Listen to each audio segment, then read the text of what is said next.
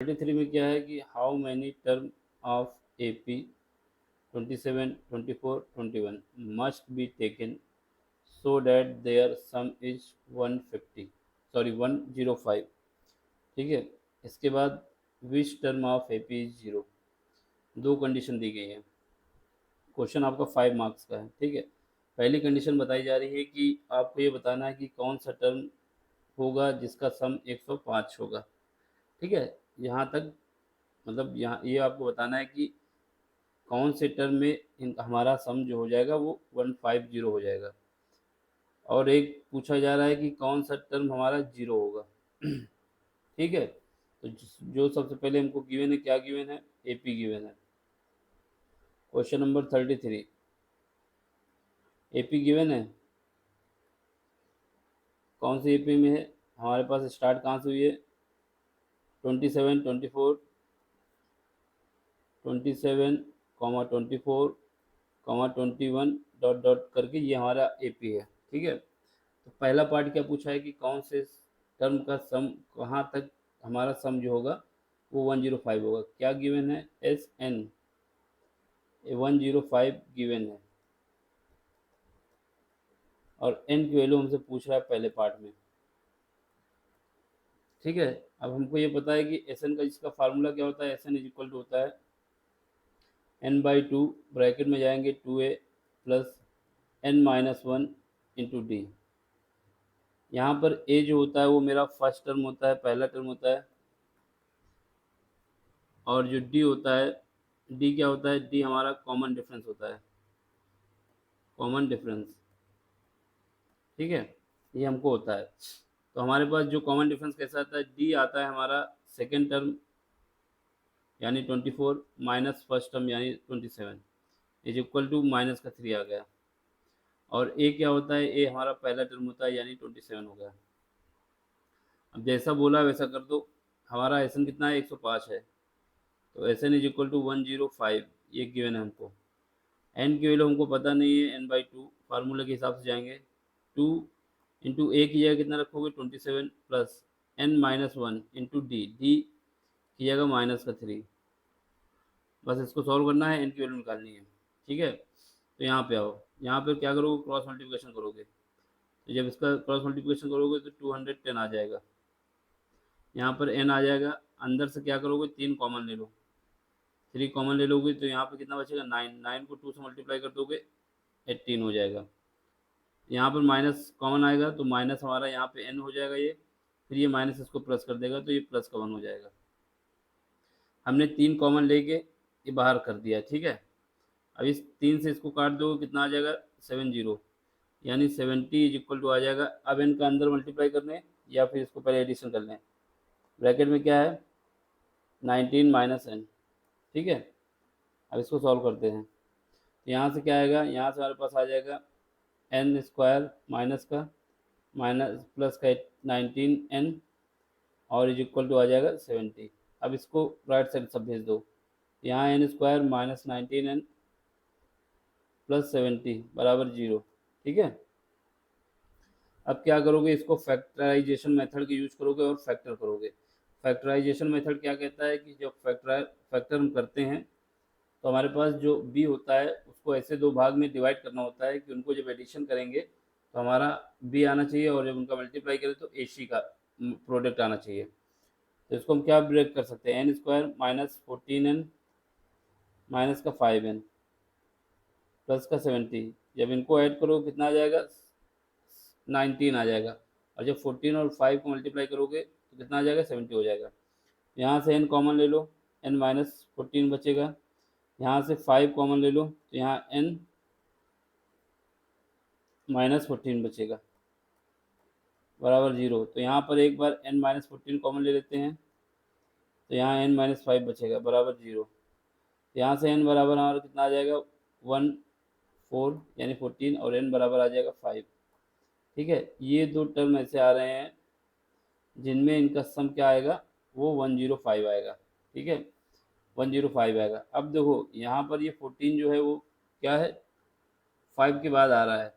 अगर इसको कंसीडर करोगे तो इसमें जो टर्म आएगा आपका 105 तो आएगा सम, लेकिन वो माइनस का 105 आएगा। ठीक है, क्योंकि हमारी सीरीज यहाँ से स्टार्ट हुई है 27 से, फिर उसका 3 कम हुआ, फिर 3 कम हुआ, फिर 3 कम हुआ, ऐसे 3 का डिफरेंस आता जा रहा है।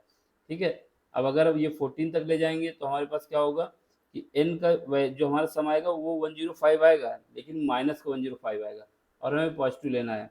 तो n बराबर 5 पर हमारा सम जो होगा Sn वो होगा हमारा 105।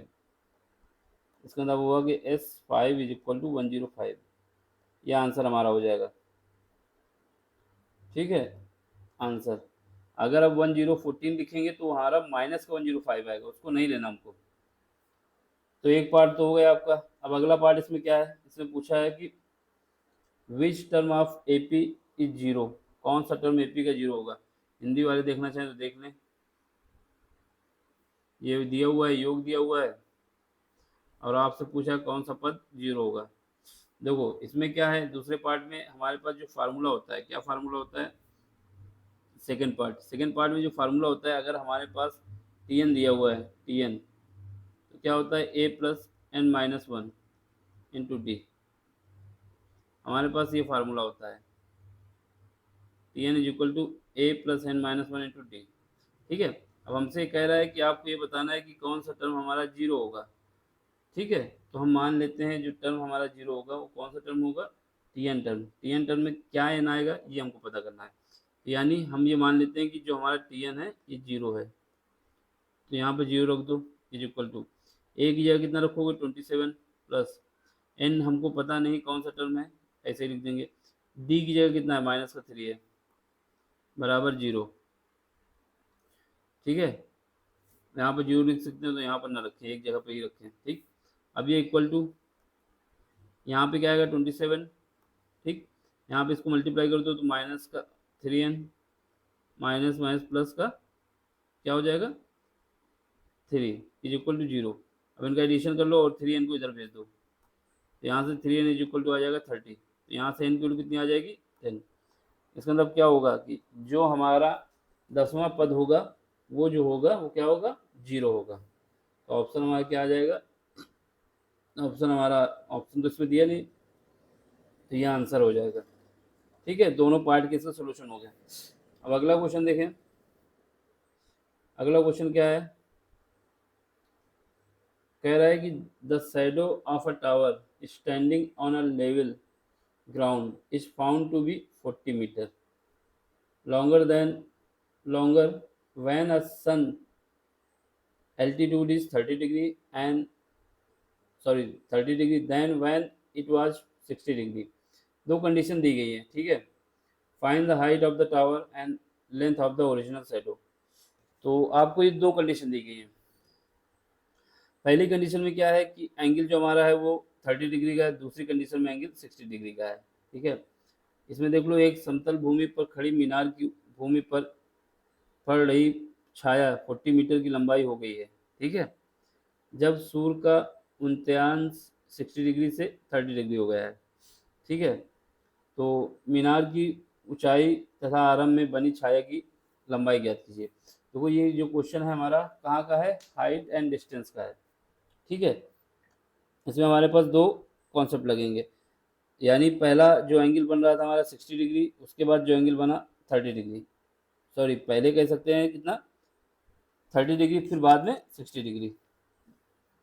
ठीक है, तो इसका डायग्राम बनाना बहुत जरूरी है, जब तक डायग्राम नहीं, जब तक क्वेश्चन नहीं सॉल्व कर पाओगे।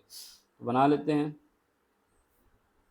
क्वेश्चन नंबर कौन सा है, 34 है शायद, 34 का फर्स्ट पार्ट, 34 है और इसका फर्स्ट पार्ट है। देखो ऐसी कुछ कहानी है कि ये मान लेते मीनार है। ठीक है, ये मीनार है, यहाँ से हमारे पास जो इसका उन्नयन कोण है, एंगल ऑफ एलिवेशन है, वो कितना है 30 डिग्री है। कितना है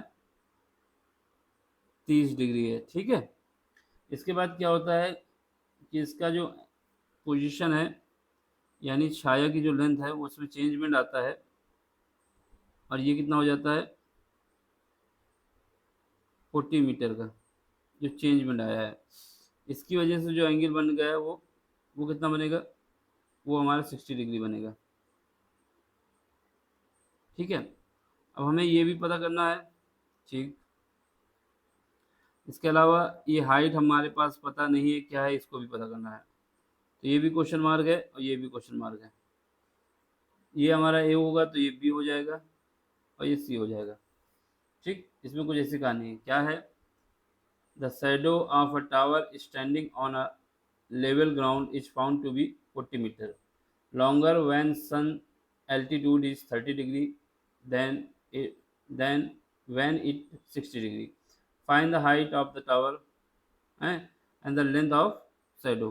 ये हमें फाइंड करना है। ठीक है, चलो इसको सॉल्व करते हैं फिर।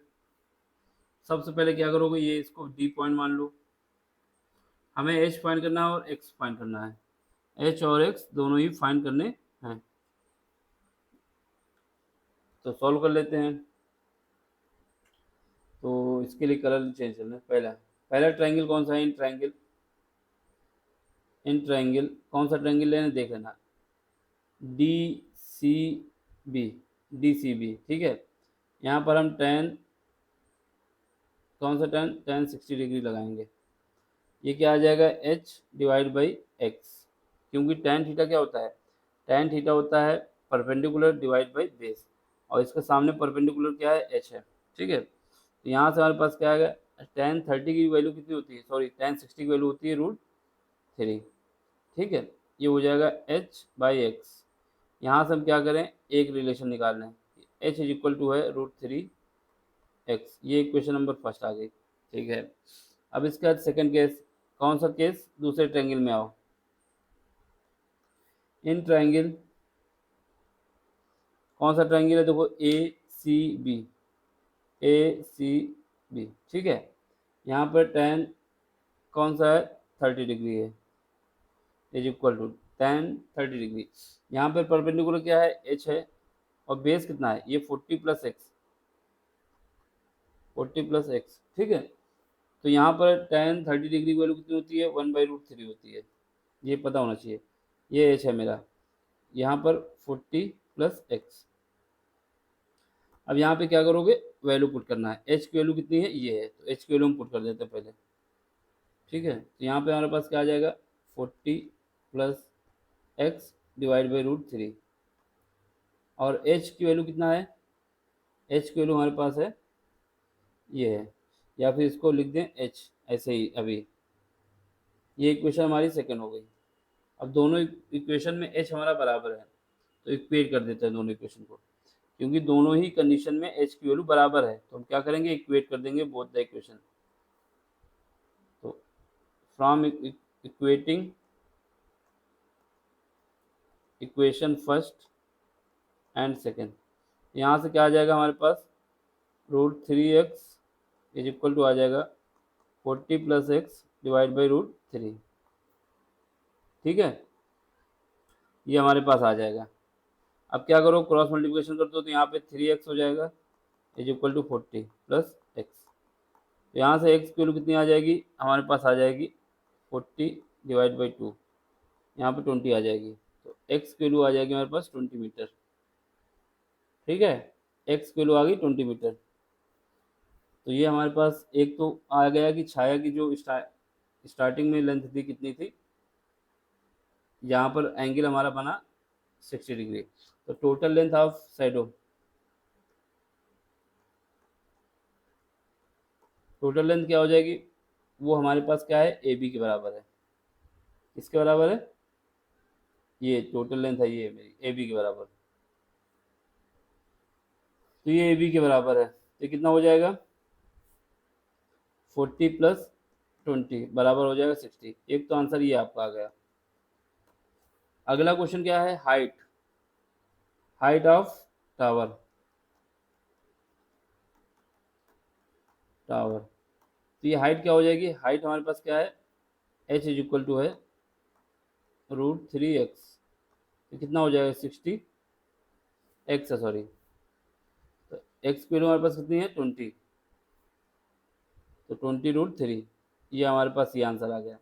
यही दो आंसर पूछे थे हमसे क्वेश्चन में, और कुछ नहीं पूछा था। ठीक है, तो इतना ही करना था। समझ में आया तो लाइक करें, शेयर करें, सब्सक्राइब भी करें। Thank you for watching.